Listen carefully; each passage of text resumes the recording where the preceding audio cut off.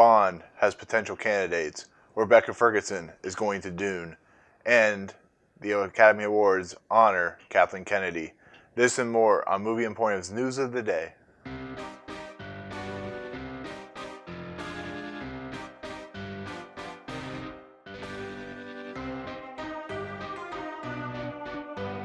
What's up, everybody? Welcome to Movie Emporium's News of the Day for September 6, 2018, where we take stories from around the world of movies, break them down, and tell you about them one by one. If you like what you see, as always, remember to rate, subscribe, comment, check us out on YouTube, Audioboom, Facebook, and Twitter. Also, you can email us at nlapolo1138@gmail.com. But, I hope you guys have enjoyed this past week's news. Definitely like the Brie Larson stuff, But with that, we'll go ahead and just jump straight into our first news story, which is... So the director of Personal Shopper, if you haven't seen it, starred Kristen Stewart. Very interesting and weird movie. He signed on to direct a movie called Wasp Network. It's a story about the Cuban government that set up this thing called Wasp Network that was from the 80s and 90s, and it was designed to infiltrate the anti-Castro organizations in the United States. Going on in the report, it says the book tells the story of 14 other Cuban spies and their eventual unmasking and prosecution by U.S. authorities. 5 of the Cubans received prison terms on charges of espionage and murder. So that's an interesting story. Anti-Cuban, it's an interesting idea of what's going on, how these things were set up to, it's kind of like Argo, how these things were set up to either rescue people or they were to, indict people. I find these stories fascinating because it's just, these are the level of government conspiracies and level of government ideas that you never hear about. What's cool is Gael Garcia Bernal is going to be in the movie, and is also cast Penelope Cruz to be in the movie. So both actors and actresses are great. They're great, from their country. Penelope Cruz, of course, won an Oscar for Victoria, Barcelona. And Gael Garcia Bernal was in the Alfonso Cuarón movie Y Tu Mama Tambien, which, if you haven't seen, is a great underrated movie. This is an interesting story. Like I said, it's one of those stories you never hear about until they come out with a movie for it. Like I said, you never heard of Argo until the actual movie came out. So I think it could be interesting. Like I said, Personal Shopper isn't a weird movie, but it has some interesting ideas behind it and actually makes Kristen Stewart a decent actress.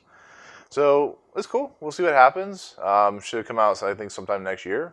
So with that, we'll move on to our next story, which is... Okay, so Denis Villeneuve, famous for Arrival, Blade Runner 2049, great director, very poetic with how he tells his stories, very visually telling, a storytelling perspective. He's involved with doing a remake of Dune, probably one of the most unfilmable movies. If you've ever seen the David Lynch version or ever seen the Sci-Fi Channel version, they're not very good. They're very hard to understand. And I've tried to read the books before. I don't get them. I know there was supposed to be another movie that it's supposed to be unfilmable. It's supposed to be like Lord of the Rings. But Denis Villeneuve, the guy is talented. He can do anything. So we have Timothée Chalamet, who's playing Paul Atreides.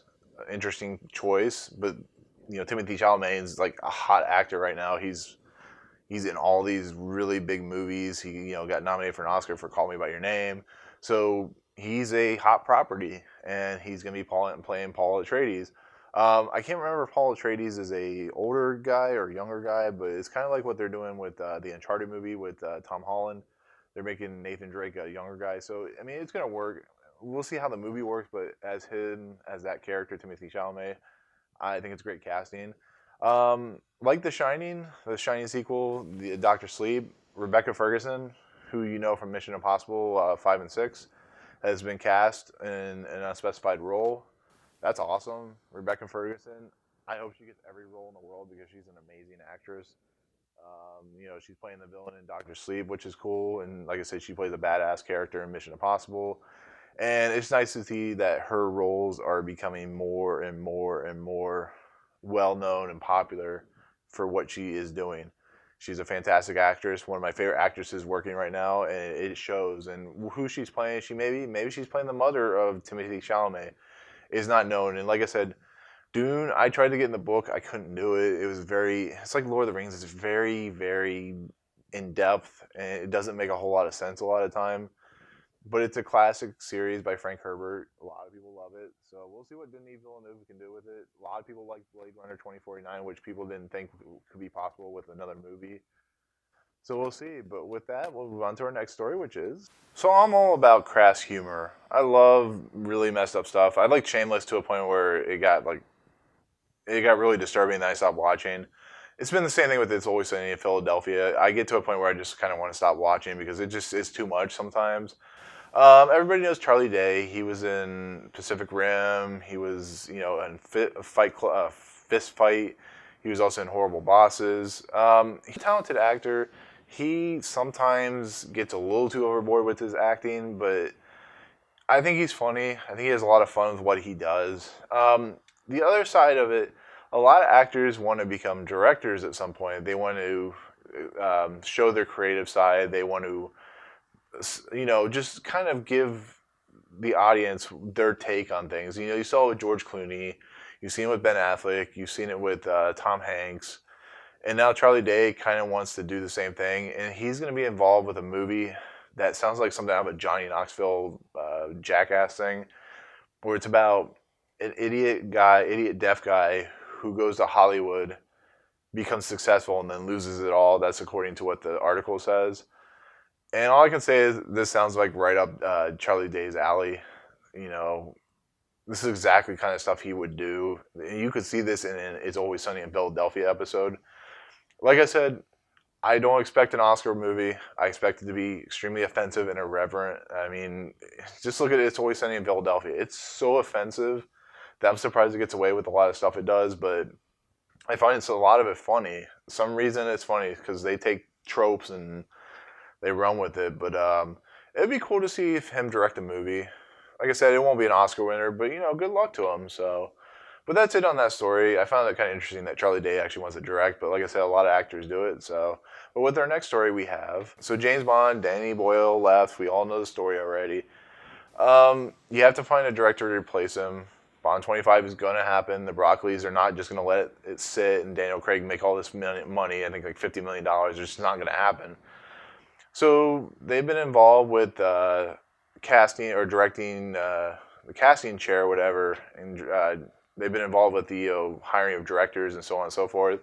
And from rumors, which are not substantiated rumors, but they are rumors in general, Jan Dimage, who's coming out with White Boy Rick, also did I think 51. He is always been a candidate for Bond. I don't know if they like what they like to see in him. Maybe he's just that choice. Like I said, White Boy Rick hasn't come out yet, so I'm interested to see that movie to see what he can do with his style and look.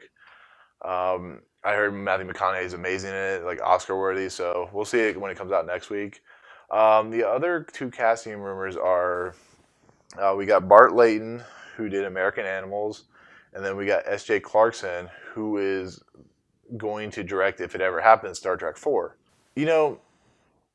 Like I said with the Marvel thing yesterday, I like that people are going to directors who not necessarily have done big budget movies. It doesn't always succeed. We've seen it with the Star Wars stuff. We've seen it with Jurassic World.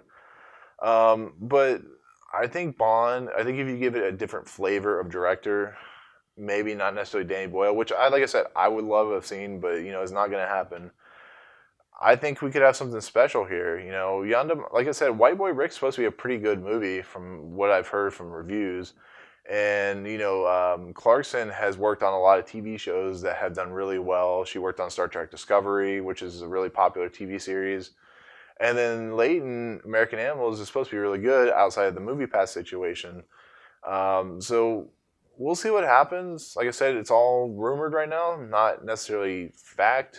But I think with the time frame that they want, which is probably going to end up getting pushed back to 2020, I think these probably could be interesting directors to take on Bond and get a bigger filmography underneath their belt. And like I said, Clarkson's going to do Star Trek 4, so that just helps her in the long run. And she's also female, so it could be cool to see a Star Trek female director. So, but with that, we'll move on to our next story, which is...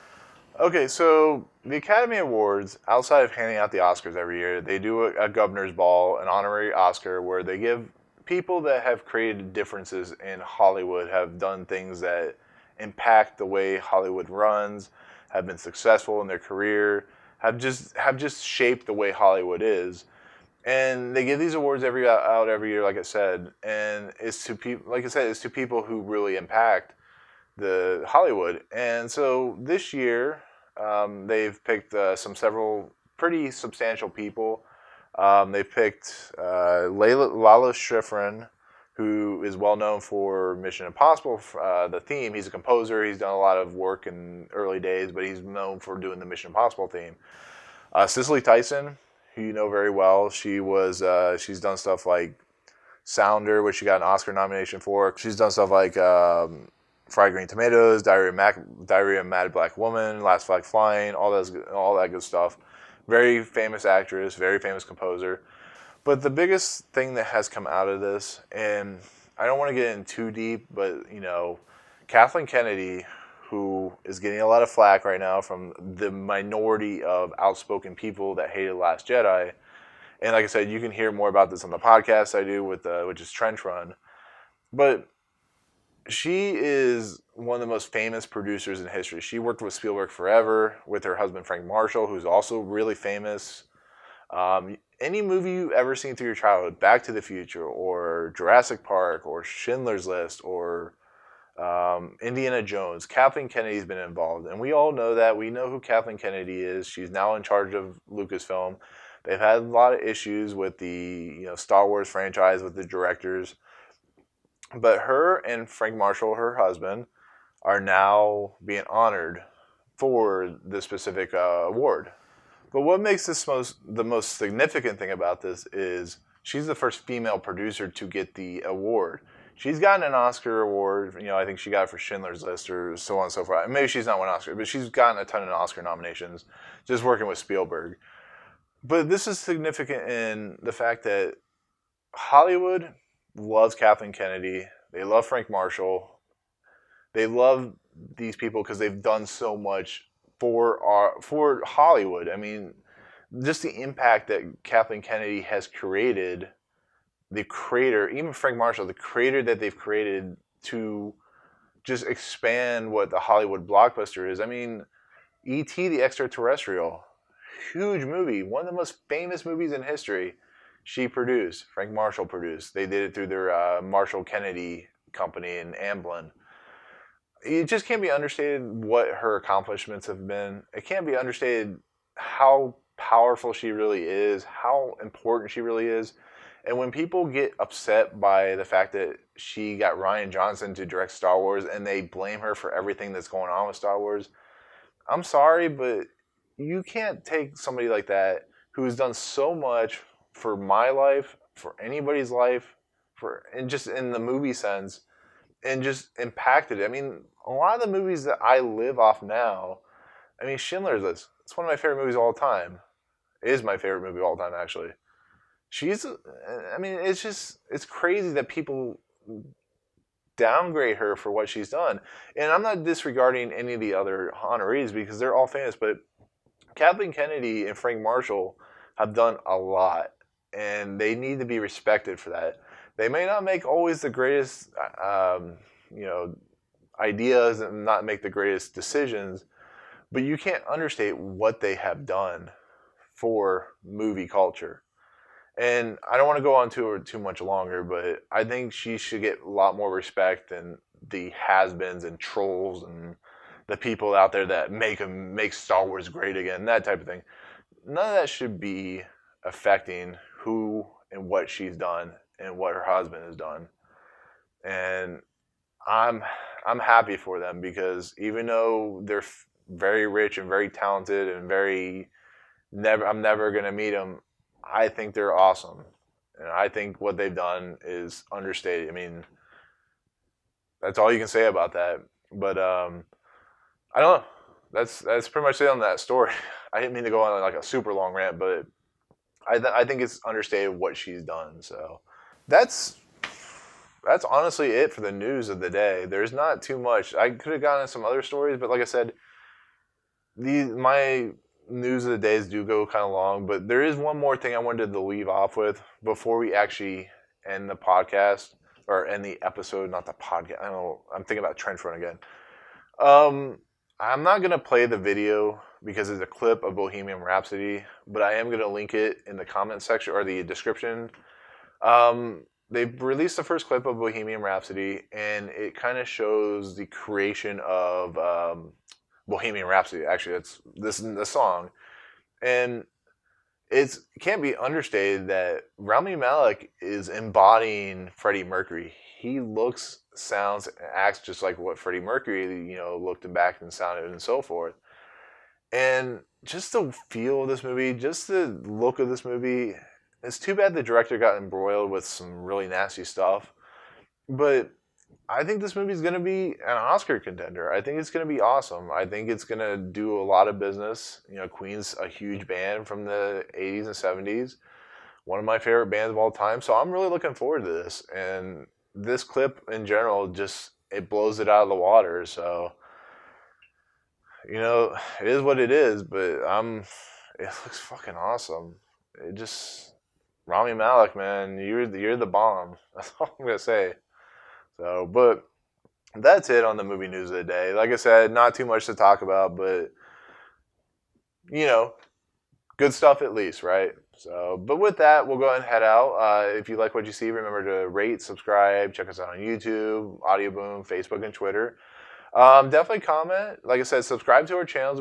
We have Audio Boom podcast, all that good stuff. Like I said, check out Trench Run because I don't promote it a lot, but it's an important podcast to me because I've learned a lot about Star Wars. I have a couple good friends. One's really knowledgeable about Star Wars. One's really not. But we just discuss Star Wars. We discuss Clone Wars. We're reviewing all the Clone Wars episodes, which I really recommend. But definitely check it out.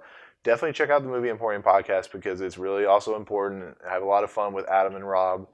But that's my take on that stuff. But with that, we'll go and head out, and we'll see you tomorrow, guys. Peace.